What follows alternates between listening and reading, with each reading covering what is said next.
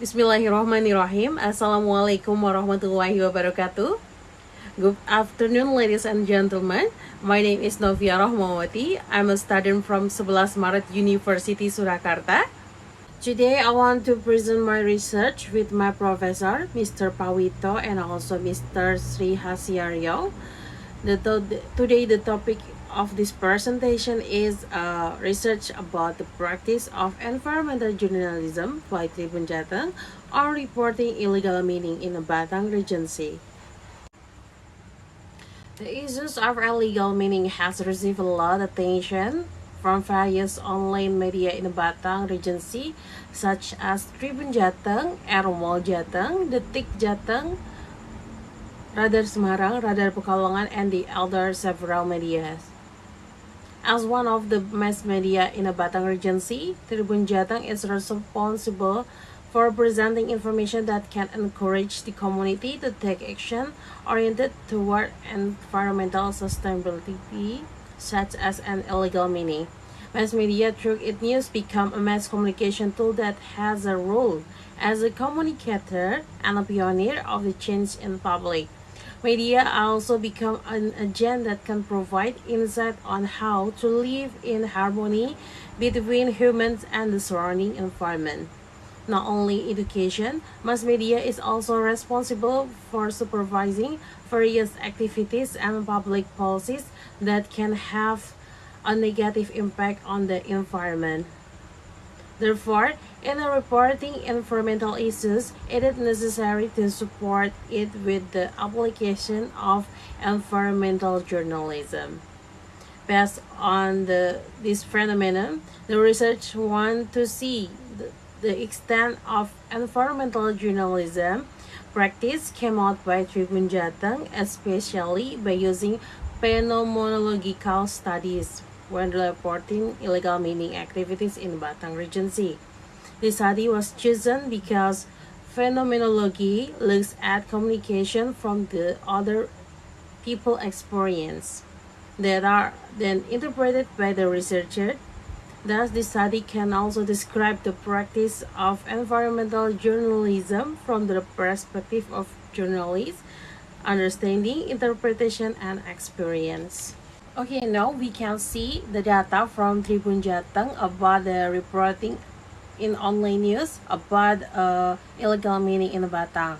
There are 12 online news and also one online video news. It has some several topic and also has some sort. And why we choose Tribun Jateng? Because although not focusing on environmental issues, Tribun Jateng is one of the media that have intensive on reporting the issues. From September to December 2022, this media has reported about 12 news articles on illegal mining in Batang. According to similar web data, Tribun Jateng has a decent performance than the other media local in Batang. The online media website has been visited 3.8 million times with an average visit duration of 3 minutes. Okay, let's move on to literature review. In this research, we use a theory of environmental journalism put forward by Anna Nadia Abrar. In this theory, the mass media strategy is reporting environmental information are also covered. There are some strategies that she mentioned it about. The first one is how journalists overcome coverage obstacle for environmental issues. The second one, whether public opinion influence our reporting on environmental issues. The third, minimizing management's role in reporting environmental information. The fourth, prioritizing the interests of readers in reporting environmental information. And the last one is combining education and supervision in environmental news. And for the research methodology, we use qualitative research methodology because we believe to more appropriate for revealing the actual social reality that occurs in the field, especially in research related to human communication behavior. In this regard, the researcher will use phenomenological study according to the Alfred Scott. The object of social science research is basically related to interpretation of reality. Therefore, as a social researcher, it is necessary to interpret the observed reality. Data collection for phenomenological research can be done in several ways. According to the Creswell, there are 4 ways to collect the data that can be done, such as observation, interviews, document studies, and also audiovisual.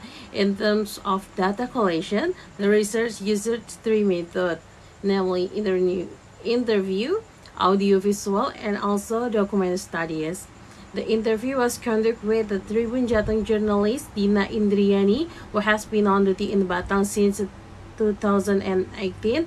Meanwhile, for document studies and audiovisual news related to illegal mining, from September to December 2022 was taken, where there were around 12 online news and 1 video news.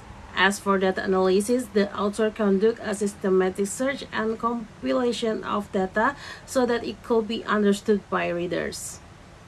Like the previous discussion, in analyzing this research, we will use the 5-point strategy of implementing environmental journalism by Ana Anadia Abrar. The first point about overcoming coverage challenge on environmental issues. According to an interview with Dina Indriani, it was mentioned that she has not specifically received training related environmental journalism. However, she has a general understanding of environmental journalism. To develop her knowledge about the environment, she also often discusses with fellow journalists and read local regulation related to environmental management in a Batang Regency. Regarding news presentation, she admits that she didn't change her news presentation style much. However, in some news, she also uploading supporting videos. Regarding universalization, she said that she has been able to apply this so far. The coverage of illegal mining is supported by the media where she works, Tribun Jateng. She has also been assigned several times to cover illegal mining, although some of them are news that she made without instruction from her superiors. Regarding pressure from some parties, she admitted that she had received several threats not to publish news related to illegal mining. However, she continued reporting because she received support and security assurance from her company. She also mentioned that Tribun Jateng is not related to parties involved in illegal mining activities, so it doesn't affect the fact of the news they publish. Then we move to the second point, considering public opinion in reporting on environmental issues. From the news reported by Tribun Jateng, some of them took opinions from related parties, especially public opinion. Dina admits that some of the news she released was feedback on information or complaints from the residents. According to her, the source of information from the public is the main source of information and reporting on illegal mining issues in Batang. After receiving the information, she then conduct a first observation and file survey to see in more detail how the issues was developing. Regarding the public's perspective on environmental reporting, she said that although it has not had a big impact with the intensity of reporting on this issue, more and more people are becoming aware of the importance of voicing their opinion about environmental. As a result, more information about illegal mining in Batang can be revealed. And then third point, minimizing management's role in the reporting on environmental information.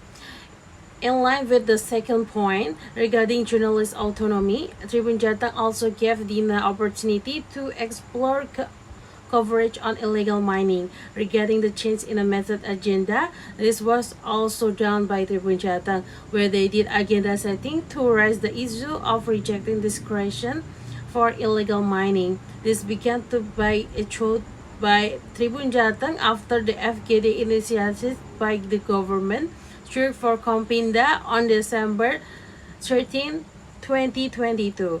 In the FGD, there was a proposal from the government to use discretion to legalize illegal mining in Batang.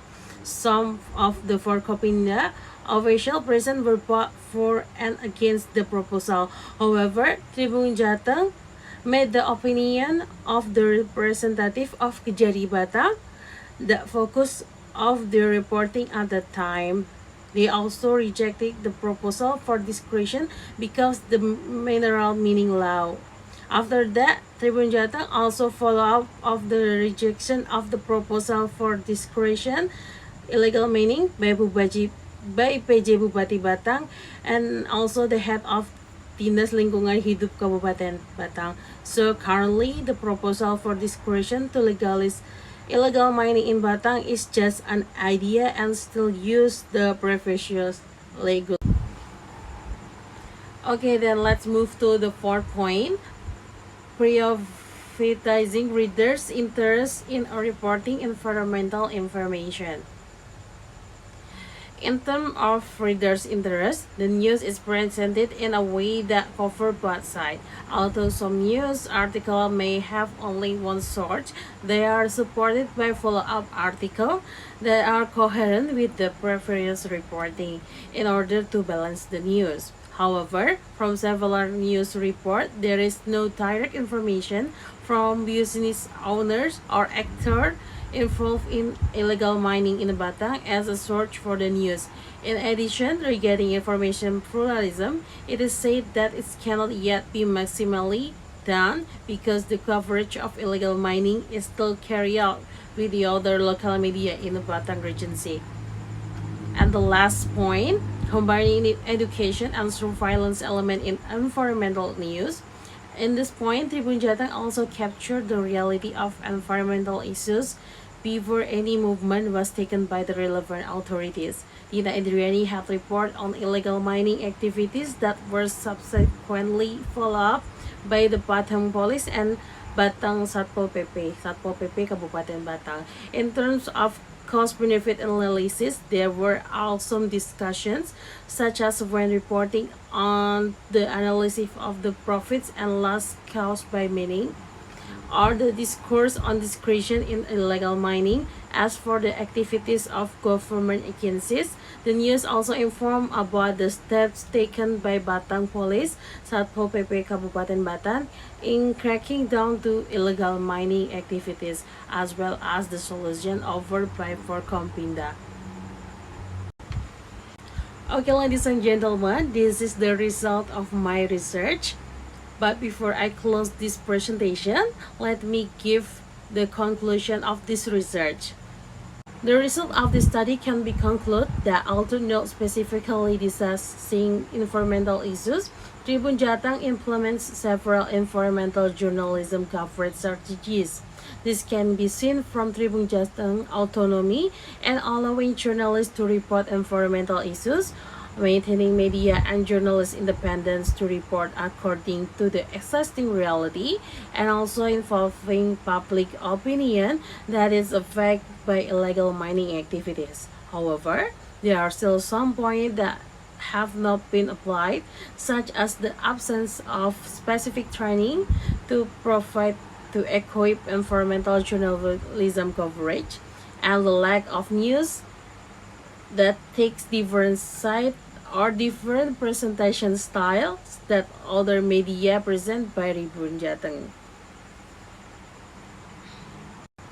Although not in fully implementing environmental journalism indirectly, Tribun Jateng reporting also has an impact on the follow-up action of related parties, such as discourse of illegal mining discretion that was not realized and illegal mining activities that temporarily stopped after related reports. Tribun Jateng journalists also hope that in the future, Related parties will not only act to resolve current problems, but also prepare prevention measures for things that will happen in the future, considering the growth of the industry in Batam Residency, which will continue to develop.